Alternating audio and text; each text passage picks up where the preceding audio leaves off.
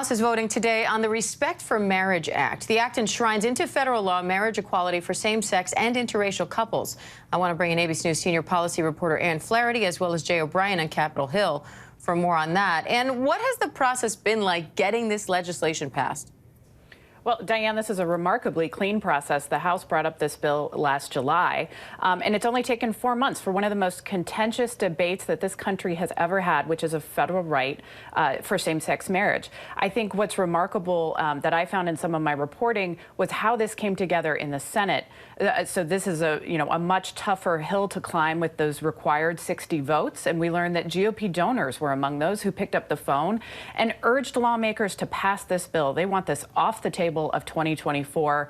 We also heard about unexpected alliances. We had Kirsten Sinema, who is the first openly bisexual senator. She formed an alliance with the Church of Jesus Christ of Latter-day Saints, widely known as the Mormon Church, and they hashed out a compromise on how to protect religious liberty. Really unprecedented here. So, Jay, talk to us about the protections in this bill. What specifically does this legislation do?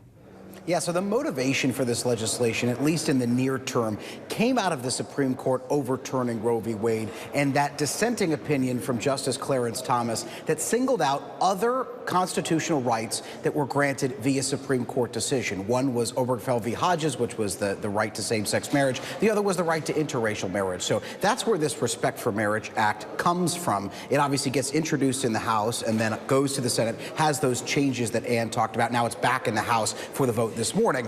What the law does, or what the bill does, is it doesn't necessarily codify that Supreme Court decision. But what it does do, and what it accomplishes through doing this, is it makes sure that states have to respect other same-sex marriages in other states. And that's how it essentially, as you hear talk, codifies same-sex marriage into federal law, which Ann pointed out has been a contentious issue for decades.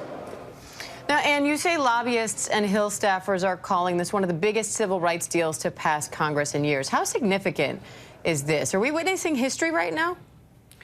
I think absolutely. I mean, I asked, some experts, would you consider this a civil rights bill? And they said this protects both the religious liberty rights of churches. It preserves their tax-exempt status. It says that they don't have to recognize same-sex marriage. And at the same time, it protects the rights of LGBTQ Americans to have this federally recognized right to marry. Now, as Jay noted, it is very narrow. It doesn't resolve these issues that we have with private industry and whether or not they can refuse service to somebody. But I think that's how the bipartisan compromise was able to get done. Now, I've asked many people, is it possible that this could be a template for other bipartisan compromises, such as abortion rights? They said that's a little bit too soon at this point.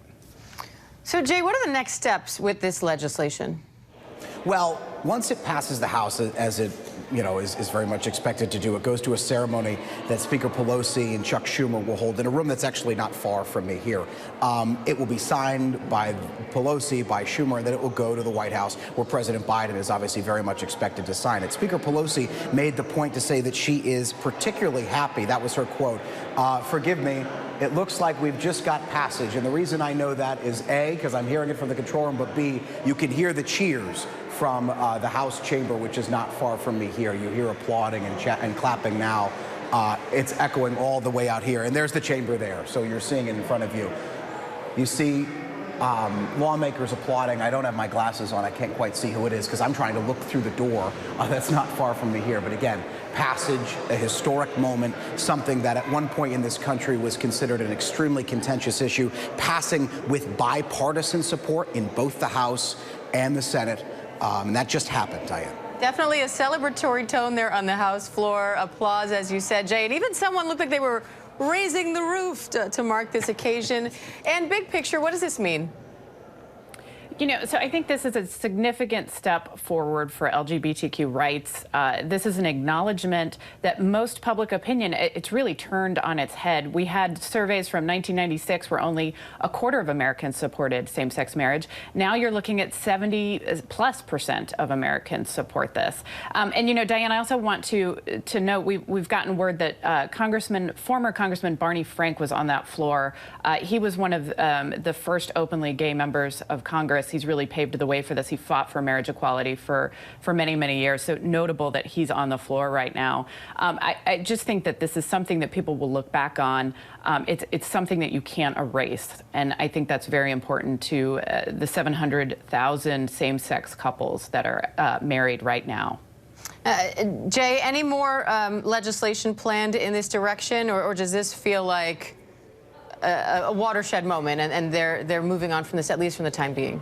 Well, it's absolutely a watershed moment, Diane, and it was legislation that Democrats wanted to get done in the lame duck Congress. They wanted to get it done before Republicans took control of the House come January. And so the notion that other things coming down the pike is somewhat unclear, because this is something that Democrats put a lot of energy into to get it done, as Ann said earlier, within what is, for legislation like this, a relatively tight window, and particularly to get it done before Republicans take control of the House come January. And so this was something that, again, Speaker Pelosi said it was a priority for her, one of the last pieces of legislation that she will see to the president's desk, which is where it's headed next, Diane.